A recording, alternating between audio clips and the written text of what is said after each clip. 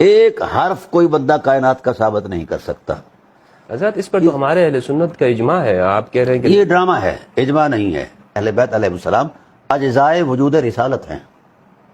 اہل بیت سے مفاضلہ وجود رسالت سے مفاضلہ ہے، اور یہ حرام ہے. اہل بیت کو پس منظر میں رکھنے کی ایک باضابطہ سازش ہے. یہ نبوی دین نہیں ہے، یہ اموی دین ہے. تو جس نے 4 نسلیں ذبح کروائی ہیں اس کو لا الہ الا اللہ کا شعور نہیں ہے، اور مولانا صاحبان کو آ گیا ہے گھر بیٹھے ہوئے. اچھا، رسول کے رشتوں کو ٹارگٹ کرو اور ان کو ڈی گریڈ کرو. یہ جو تفضیل کا یہ جو چکر ہے نا، یہ بھی اسی کا تسلسل ہے. یہ صفین کے خونی اجتہاد کا تسلسل ہے، اس کے علاوہ اس کی کوئی تاریخ نہیں ہے.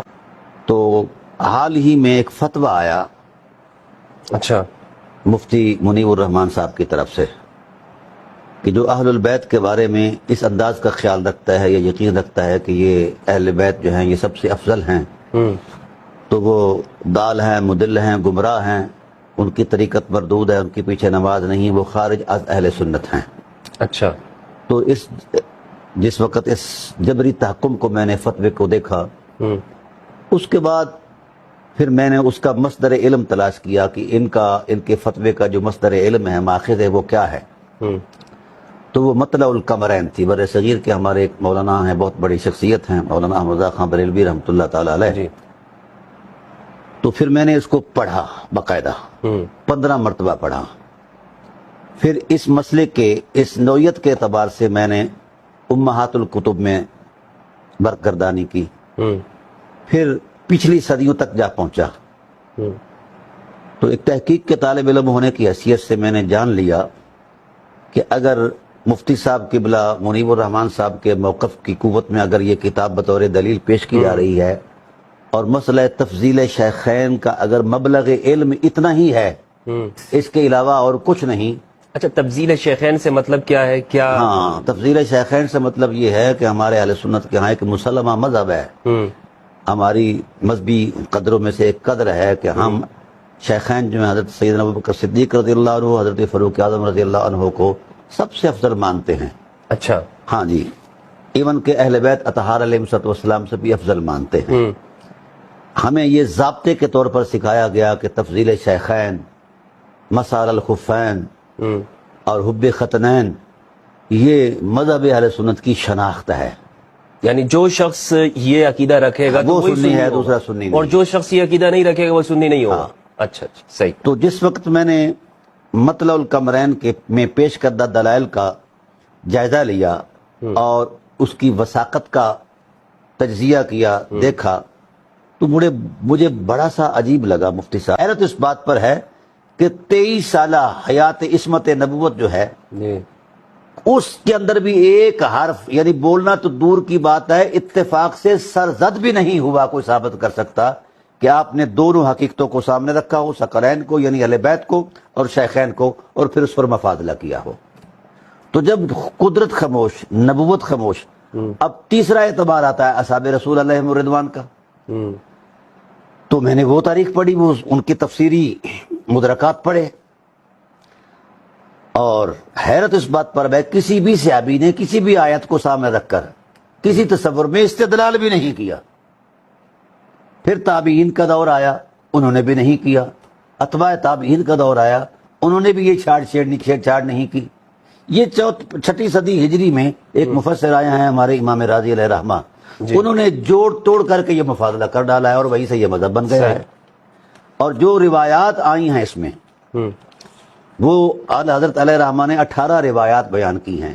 عجیب اتفاق یہ ہے کہ جب ان کا جائزہ لیا، تحقیق کی، تو 18 میں سے 14 روایات موضوع نکلی ہیں. اچھا. اب جو باقی 4 روایات ہیں وہ اس مفاضلے پر مضمون کی بنیاد پر ہیں ہی نہیں. ان کا اہل بیت کا تصور ہی کوئی نہیں ہے. جہاں کہیں کسی نے شیخین کی کوئی فضیلت کو بیان کیا ہے تو وہ مفاضلہ جو ہے وہ صحابہ کے مابین ہے، نہ کہ صحابہ اور اہل بیت کے مابین ہے. اچھا، یعنی میں آپ کی گفتگو سے اگر اس کو سمیٹوں تو اپنی ناظرین کی آسانی کے لیے، آپ کے کہنے کا مقصد یہ کہ قرآن میں جہاں پر صحابہ کی فضیلت اور احترام کی بات کی گئی ہے تو وہاں پر اہل بیت کے مقابلے پہ نہیں ہے. نہیں. اور پورے قرآن میں یہ حدیث، ذخیرہ حدیث میں اسی طرح صحابہ کی زندگی میں اور تابعین کہیں پر بھی یہ معلوم نہیں ہوتا کہ حضرت ابو بکر رضی اللہ عنہ، عمر رضی اللہ عنہ اور اس کے مقابلے میں اہل بیت دونوں کو رکھ کر ہاں ان میں درمیان میں تفضیل کی گئی ہو، مفاضلہ کرایا، مفاضلہ کیا گیا جی، ایسا کہیں پر نہیں ملتا. ایسا کہیں پر بھی نہیں ہے، نہ قرآن میں ہے، نہ فرمان رسالت میں ہے، نہ ہی کسی صحابی نے جو پہلے مخاطب ہیں قرآن کے اور جو پہلے قرآن کو سمجھنے والے ہیں، کسی آیت کو سامنے رکھ کر. حضرت اس پر تو ہمارے اہل سنت کا اجماع ہے، آپ کہہ رہے ہیں کہ یہ ڈرامہ ہے، اجماع نہیں ہے. اجماع مفتی صاحب اس کی ایک وجہ ہے. تو اجماع کب ہوتا ہے؟ تو پوری سنت اسی پہ کھڑی ہے. اجماع کی اصل وجہ جو ہے وہ دفع حرج ہے، کہ جب کسی شرعی مسئلے میں کوئی دلیل شرعی نہ ملے تو اس کا مطلب یہ ہے کہ دلائل شرعیہ میں اس کا وجود ہی کوئی نہیں ہے. رہا اس مسئلے پر جو اجماع ہے، تو اس پر تو اتنی اجماع لڑائیاں سے ہوئی، پہلے شیعہ مفتی سنی صاحب لڑ رہے میں ہیں. عرض کرتا ہوں، اجماع سے پہلے دبائیات اجماع ہوتے ہیں، ایسا ہے کہ نہیں؟ جی آج تک کوئی شخص کائنات کا، کوئی مفسر، محقق، مدقق اور کوئی فقیہ، مجتہد، کوئی بندہ اس اجماع کی دبائیات میں سے کسی ایک داعیے کی بھی نشاندہی نہیں کر سکا کسی دلیل سے، اور نہ کوئی قیامت تک کر سکتا ہے. اچھا، کون سی ایسا حرج تھا جس میں امت مبتلا ہو رہی تھی کہ مفضولیت اہل بیت کو ایک قانون بنایا جائے اور افضلیت شیخین کا جناب اللہ قانون بن جائے؟ یہ کون سی مجبوری ایسی کیا تھی امت کے لیے کہ امت ہلاک ہو جائے گی اگر ہم نے یہ اجماع نہ کیا؟ دوسری بات، پوری تاریخ اہل سنت کے اندر کوئی شخص یہ ثابت نہیں کر سکتا کہ اجماع کب ہوا. زمانہ رسالت میں تو اجماع کی حیات علمی ملتی نہیں ہے، نہ ہی جائز ہے کہ حضور موجود ہیں، اور زمانہ حضور کی ذات کے بعد جو اصحاب رسول کا، خلفائے راشدین کا زمانہ ہے، اس زمانے میں کبھی یہ مسئلہ زیر بحث ہی نہیں آیا کہ مفاضلہ کیا جائے، یعنی ثقلین اور شیخین کو سامنے رکھا جائے اور پھر فیصلہ کر دیا جائے. یہ بطور داعیہ ہے ہی نہیں. تو جب دبائیات اجماع نہیں تو اجماع کیسے ہے؟ اور اس اجماع کی کوئی تاریخ نہیں ہے. یہ مولانا صاحبان اپنے جذباتی افکار جو ہے نا، اچھا، وہ تحکماً جبری تحکم کے طور پر منواتے ہیں. اس کی دینی، شرعی اور اخلاقی کوئی حیثیت نہیں ہے، اور کسی بھی زمانے میں کوئی اجماع نہیں ہوا. یہ پورے وثوق سے کہہ رہا ہوں، ایک تحقیق کے طالب علم کی حیثیت سے. یہ اجماع کے لفظ سے لوگ واقف ہیں، اجماع کی حیات علمی سے واقف نہیں ہیں. ابن عمر جو اس روایت کے راوی بھی ہیں اور بیان کرنے والے بھی ہیں، وہ خود نصاً بیان کرتے ہیں کہ لوگوں، اہل بیت کو اس میں شامل نہ کیا جائے. اہل بیت کا تشخص الگ ہے، تقدس الگ ہے. اور دوسری بات یہ ہے کہ اہل بیت علیہ السلام اجزائے وجود رسالت ہیں. اہل بیت سے مفاضلہ وجود رسالت سے مفاضلہ ہے، اور یہ حرام ہے. اور رسول دو عالم صلی اللہ علیہ وسلم کی ذات نے خطبہ دیا ہے اس پر. تو آپ نے اس کے اندر ایک چیپٹر باندھا ہے، افضلیت شیخین کے مفاسد، ہاں، مسئلہ تفضیل کے مفاسد، سوری. ہاں، تو اس سے مراد یہ ہے کہ یعنی یہ جو عقیدہ یہ من گڑت ہے؟ بالکل 100% من گڑت. مفاسد یہ ہیں، دیکھیے، تو رسالت پناہ عالم صلی اللہ علیہ وسلم کی ذات نے جب اس مفاضلے سے منع فرمایا اور اس کو کئی خطبات کا عنوان بنایا، تو یہ ارشاد فرمایا کہ انی تارکم فیکم الثقلین.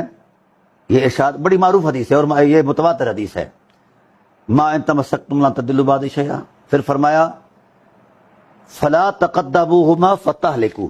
یہ مفسدہ ہے، ان سے تقدم نہ کرو، نہ اپنی ذات کو مقدم سمجھو، نہ کسی اور کو مقدم سمجھو. اچھا، ٹھیک ہے، ورنہ کیا ہو جاؤ گے؟ ہلاک ہو جاؤ گے. نصاً مفسدہ بیان فرمایا زبان رسالت نے، یہ میں نہیں کہہ رہا. پھر فرمایا ولا تقصروہما فتہلکوا. ان کے مقام میں ایک رتی برابر بھی، سینٹی میٹر بھی جو ہے وہ کمی نہیں کرنی، اس میں بھی ہلاکت ہے. ولا تسبقوہما فتہلکوا. تو جب اس مفاضلے میں ہلاکت ہے تو یہ علماء نے امت کو ہلاکت میں ڈالا ہے، تقسیم ہو گئی ہے. اچھا، آپ یہ جو ہم دیکھتے ہیں کہ یہ امت تقسیم ہے شیعہ سنی کے درمیان، ہاں، اتنا لڑا رہے ہیں آپس میں، پوری دنیا کے اندر قتل و غارت گری ہو گئی. بھائی دیکھو نا، جب آپ نے اہل بیت سے محبت کا اظہار کیا تو آپ کی اس محبت نے جرم بن کر آپ کا مواخذہ کیا. آپ پر فتویٰ آ گیا کہ آپ گمراہ ہو گئے. گمراہ کون ہو گئے؟ اہل سنت سے خارج ہو گئے، پتہ نہیں کہاں سے کیا خارج کر دیا انہوں نے.